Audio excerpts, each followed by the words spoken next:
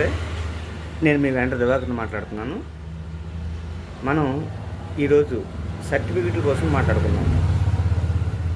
మనం ప్రతి ఒక్కరం కూడా చేసే పని ఏంటంటే, ఒక్కొక్క దగ్గర ఒక్కో డేట్ ఆఫ్ బర్త్, ఒక్కొక్క పేరు మీరు చెప్పటం వల్ల మీ ఇంట్లో ఇంటి పేరే ఒక్కొక్కరికి ఒక్కొక్కలా పడుతుంది.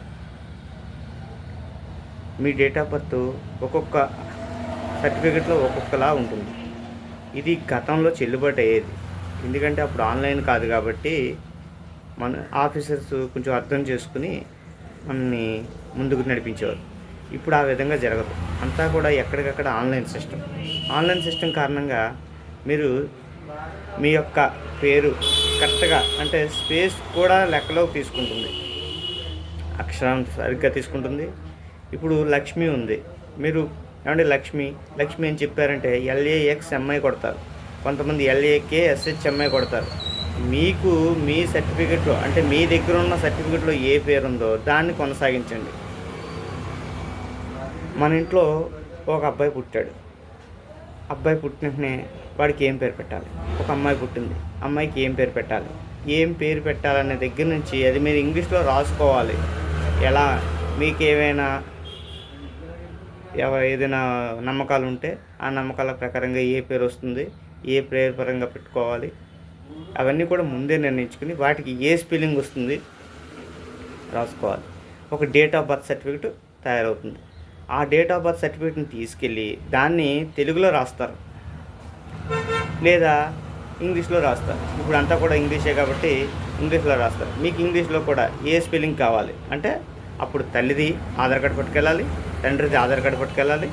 ఆ విధంగా ఆ 2 ఆధార్ కార్డులు పట్టుకుని దాంట్లో ఏ పేర్లు ఉన్నాయో చూసి ఆ పేర్ల ప్రకారంగా మనం ఆ పాప లేదా బాబుది యొక్క ఆధార్ కార్డుని డేట్ ఆఫ్ బర్త్ సర్టిఫికేట్ని తయారు చేయాలి. ఆ డేట్ ఆఫ్ బర్త్ సర్టిఫికేట్ ప్రకారంగా ఆధార్ కార్డు తయారు చేయాలి. ఇప్పుడు కుటుంబ సభ్యులందరి పేర్లు కూడా ఒక రకంగా అన్నీ సమానంగా కరెక్ట్గా ఉంటాయి. ఇలా మీరేంటంటే తర్వాత స్కూల్కి వెళ్తారు. స్కూల్కి వెళ్ళేటప్పుడు మళ్ళీ సేమ్ బాబుని స్కూల్ జాయిన్ చేసేటప్పుడు డేట్ ఆఫ్ బర్త్ సర్టిఫికెట్ మీద జిరాక్స్లు పట్టుకెళ్ళి ఆ వాటిలో ఉన్న ప్రకారంగానే కొట్టమని చెప్పాలి. కొట్టారా లేదో చెక్ చేసుకోవాలి.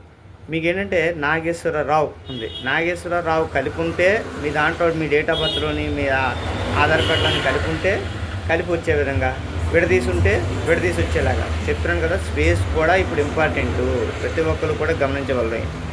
మీ తర్వాత నెక్స్ట్ స్కూల్ అయిపోయిన తర్వాత ఇంకా 10th క్లాస్కి వచ్చాడు. ఇక నుంచి 10th క్లాస్లో ఒకళ్ళు మిస్టేక్ పడింది. చదువుకున్న వ్యక్తులు ఎవరైనా సరే, లేడీస్ అయినా జెంట్స్ అయినా గుర్తుపెట్టుకోండి, మీరు చదువుకున్నట్లయితే మీ 10th క్లాస్ యొక్క సర్టిఫికెట్ మాత్రమే మీకు ప్రామాణికం. దాన్ని మాత్రమే మీరు ప్రామాణికంగా తీసుకోవాలి. దాంట్లో ఏ డేట్ ఆఫ్ బర్త్ ఉంటే అదే మీ date of birth. 10th class వరకు మీ డేట్ ఆఫ్ బర్త్ ఏంటంటే మీ డేట్ ఆఫ్ బర్త్ సర్టిఫికెట్ ప్రకారంగా నిర్ణయించబడుతుంది, మీ ఆధార్ కార్డు ప్రకారంగా నిర్ణయించబడుతుంది. ఒకవేళ పొరపాటున సార్స్ ఏమైనా నామినల్ వర్డ్స్లో తప్పు రాసో లేకపోతే ఏదో చేస్తే మీ సర్టిఫికెట్ వచ్చిన సంవత్సరం లోపే మీరు మార్చుకోవాలి. ఏడాది కాలంలో మీరు మార్చుకోలేకపోతే మీరు ఇంకా దాన్ని డిసైడ్ అవ్వాలి. ఏంటి, మీ 10th క్లాస్ మార్క్ లిస్ట్లో ఏ పేరు అయితే ఉందో ఆ పేరుని, ఆ డేట్ ఆఫ్ బర్త్ సర్టిఫికెట్ని మీరు ఫాలో అవ్వాల్సి ఉంటుంది. అలాగే మనం చనిపోయేదాకా కూడా ఇంట్లో ఎవరైనా వ్యక్తులు చనిపోతే డెత్ సర్టిఫికేట్ తీసుకోండి. ఆ డెత్ సర్టిఫికేట్లో కూడా పేర్లు కరెక్ట్గా ఉండేలా చూసుకోవాలి. ఫ్యామిలీ మెంబర్ సర్టిఫికేట్ తీసుకోవాలి. పెద్దవాళ్ళు అయితే ఆ ఫ్యామిలీ మెంబర్ సర్టిఫికేట్ కూడా కరెక్ట్గా ఉండేలా చూసుకోవాలి. ఇక్కడ స్పెల్లింగ్స్కి ఎందుకంటే కంప్యూటర్కి అవన్నీ తెలియదు, జాలి దయ అలాంటివి ఉండవు కాబట్టి కంప్యూటర్కి వరంగా ఏంటంటే వాటికి స్పెల్లింగ్తో సహా కరెక్ట్గా స్పేసులతో సహా కరెక్ట్గా ఉంటేనే తీసుకుంటుంది. అటువంటి సమయంలో మీరు చాలా నష్టపోవాల్సి ఉంటుంది. ఎందుకంటే ఒక చాలా ఖర్చుతో కూడుకున్న పని, తర్వాత ఏంటంటే సమయంతో కూడుకున్న పని, అధికారులు సమయం ఇవ్వటం లేదు, వీటి వల్ల చాలా నష్టపోతాం. అందుకే చేసేటప్పుడు ఎక్కడికైనా వెళ్ళేటప్పుడు మీరు ఏదైనా సర్టిఫికేట్ కోసం వెళ్ళేటప్పుడు ఒక క్యాస్ట్కి వెళ్తున్నారు. మీరు చదువుకున్న పిల్లలు చాలామంది ఇంటర్ డిగ్రీ కూడా క్యాస్ట్కి వెళ్తున్నారు. క్యాస్ట్ సర్టిఫికేట్కి వెళ్ళినప్పుడు కూడా దాంట్లో తప్పులు వస్తున్నాయి. దాంట్లో తప్పులు ఎందుకు వస్తున్నాయి? మీ 10th క్లాస్ మార్క్ లిస్ట్లో ఉన్న పరంగా రావాలి కదా. ఎందుకు తప్పులు వస్తున్నాయంటే దానికి రేషన్ కార్డుకి ముడిపడి ఉంటుంది. అంటే రేషన్ కార్డులో తప్పులు ఉన్న కారణంగా మీ యొక్క క్యాస్ట్ సర్టిఫికేట్లో తప్పులు వస్తున్నాయి. అధికారులు ఏం చేస్తారంటే మీ రేషన్ కార్డు డీటెయిల్స్ కొట్టిన వెంటనే వాడు మీ పేర్లు గట్రా తీసుకుంటుంది. అందులో ఏ విధంగా ఒక పేరు సెలెక్ట్ చేసుకుంటారో అందులో ఏ పేరు అయితే ఉందో ఆ పేరుని స్పెల్లింగ్ ఇందులో వస్తుంది. అంటే మీరు ముందు చేయాల్సిన పని ఏంటంటే రేషన్ కార్డులో కరెక్ట్గా ఉందో చెక్ చేసుకోవాలి. మీరు పని పడేటప్పుడు దాన్ని మార్పుల కోసం పరిగెడుతున్నారు. అలా కాదు, ఒకసారి మీరు కూర్చుని మీ ఇంట్లో ఎవరైనా చదువుకునే వాళ్ళు ఉంటే అన్ని పేర్లు ఎలా ఉన్నాయో చూసుకుని ఆ పేర్లన్నీ కూడా కరెక్ట్గా ఉన్నాయో లేదా, కరెక్ట్గా లేకపోతే ఏం మార్చుకోవాలి, ఏది సరి చేసుకోవాలని సరి చేసుకుని అన్నీ కూడా అప్పుడు రేషన్ కార్డులో మీ పేర్లన్నీ కూడా కరెక్ట్గా ఉండాలి. మీ డేట్ ఆఫ్ బర్త్, ఆ డేట్ ఆఫ్ బర్త్లో కూడా వాళ్ళకి నచ్చినట్టు వేస్తారు. తప్పు ఎవరి వల్ల జరిగిందన్నా సరే నష్టం ఎవరు పోతున్నారనేదే ముఖ్యం. మనం నష్టపోతున్నాం కాబట్టి ఆధార్ సెంటర్ చేశాడా, లేకపోతే ఈ సచివాలయం ఎంప్లాయీస్ చేశారా, వాలంటీర్లు చేశారా, ఇంకో అధికారి చేశారా, ఎవరు చేశారనేది కాదు, మనం సరిగ్గా చూసుకోవడం. మీరు ఒక సర్టిఫికేట్ని పట్టుకుని వెళ్ళి ఆ సర్టిఫికేట్ ప్రకారంగా రాయమని చెప్పాలి. వాళ్ళు రాశారో లేదో సరి చూసుకోవాలి. మీకు తెలియకపోతే మనకు తెలిసిన వాళ్ళు ఎవరినైనా తీసుకెళ్ళి ఈ విధంగా చేయండి అని చెప్పి అడగాలి.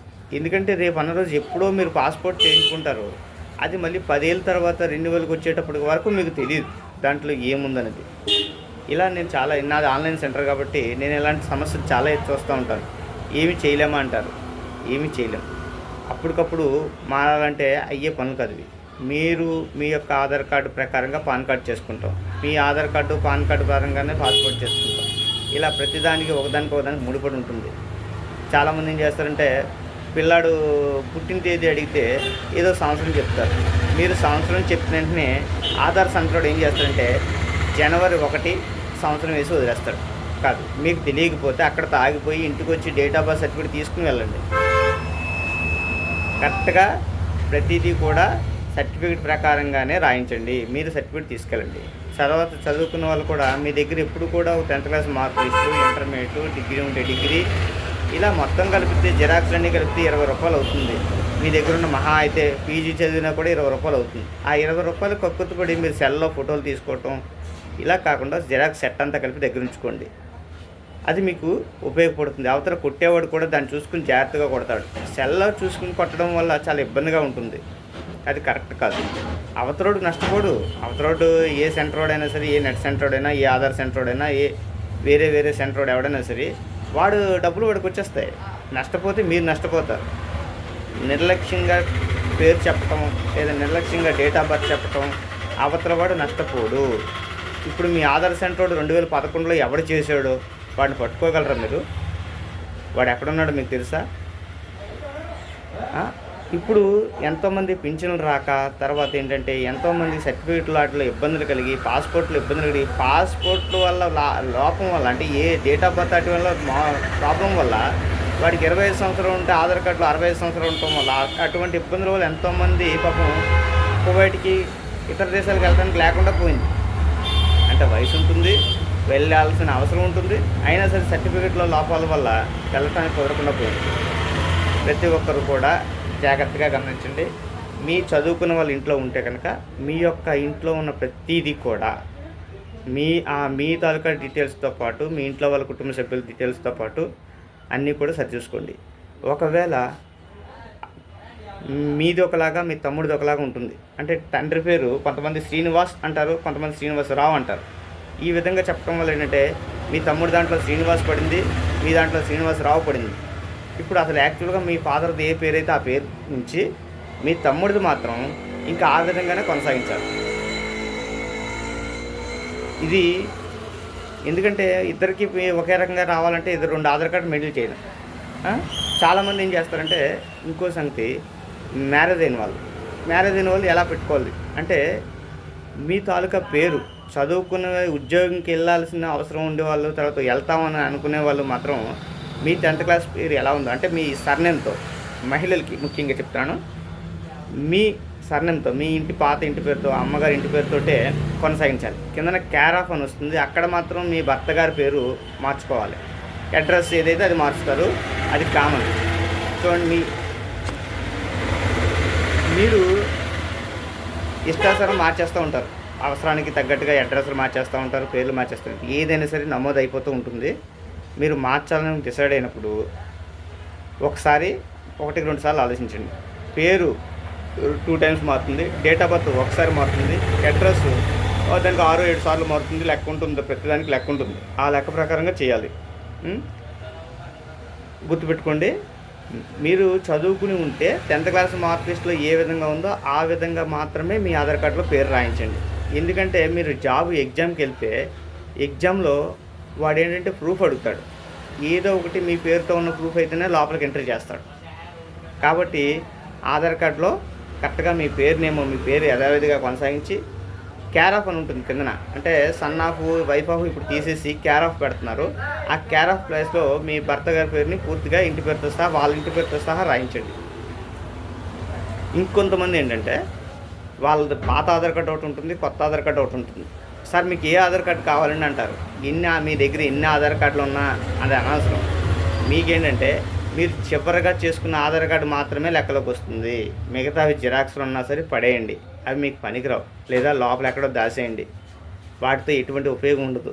మీరు చివరిసారిగా ఏ ఆధార్ కార్డుని అయితే నమోదు చేసుకుంటారో, ఏ డీటెయిల్స్ అయితే దాంట్లో పెడతారో ఆ డీటెయిల్స్ మాత్రమే ఉంటాయి. మీరు తెలివిగా మన దగ్గర ఉన్న పాత ఆధార్ కార్డు తీసుకొచ్చి ఆ ఆధార్ కార్డు ఇచ్చేస్తే పని అయిపోతుంది అనుకోకండి. ఆన్లైన్ని మీరు మోసం చేయలేరు. మీరు మోసపోవటం తప్ప ఆన్లైన్లో మీరు ఎప్పుడు మోసం చేయలేరు. కాబట్టి మీరు ఎప్పుడు కూడా ఆధార్ కార్డుని పెట్టేటప్పుడు లేటెస్ట్గా మీరు ఏది తీసుకున్నారో, మీ దగ్గర కార్డు ఏమో కొత్తది ఉంటుంది, జిరాక్స్ ఇంట్లో ఓ 10-15 జిరాక్స్లు పాత ఉంటాయి.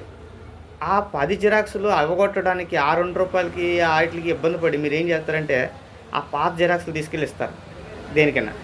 అప్పుడు మళ్ళీ మీరు నష్టపోతారు. అలా చేయొద్దు. ఒకవేళ మీరు ఆధార్ కార్డు మార్చినా, అప్డేట్ చేసినా సరే కొత్త కార్డు తీసుకోండి. కొత్త కార్డు తీసుకుని దాని జిరాక్స్లు మాత్రమే అందజేయండి. అర్థమైందా? ఇది ఓటర్ ఐడికి కూడా సంబంధిస్తుంది. ఓటర్ ఐడికి కూడా అంతే. ఇన్నాళ్ళు గడిచిపోయింది కదా సార్, మేము ఎన్నో ఓట్లు వేసాం, నేను 5-6 సంవత్సరాలుగా 5-6 ఎన్నికలు చూశాను. ఈ విధమైన మాటలు అనవసరం. ఇన్నాళ్ళు సంగతి వేరు, ఇప్పుడు సంగతి వేరు. ఇప్పుడు కనీసం మీ పిల్లలకైనా సరే అన్ని సర్టిఫికెట్లు కరెక్ట్గా ఉండేలాగా జాగ్రత్త పడండి.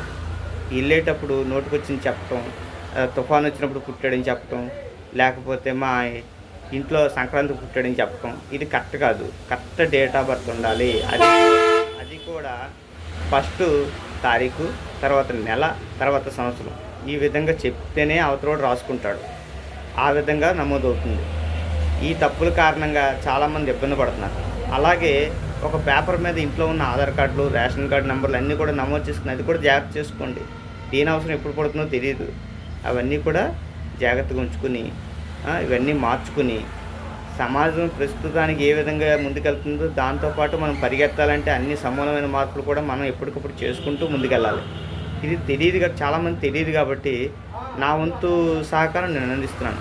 ఇప్పుడు మీరు చూసిన వారంతా కూడా మీ కుటుంబ సభ్యులు, కొన్ని బయట పక్కోడికి ఎలాగ మనం చేయం, మనకు అంత సమయం ఉండదు. కాబట్టి కనీసం మీ కుటుంబ సభ్యులు, మీ అమ్మగారిది, మీ నాన్నగారిది, మీ అక్క, మీ చెల్లి, మీ తమ్ముడు, మీ అన్నయ్య, మీ అబ్బాయి, మీ పాప, ఈ విధంగా కనీసం మీ ఇంట్లో సభ్యులదే మాత్రం సరిచూడండి. మీకు తెలిసినోడికి ఒక్కడికి ఎవరికొకరికి చెప్పండి. మీ ఫ్రెండ్కి ఎవడొకడు ఉంటాడు కదా, వాడికి చెప్పండి. నమస్తే.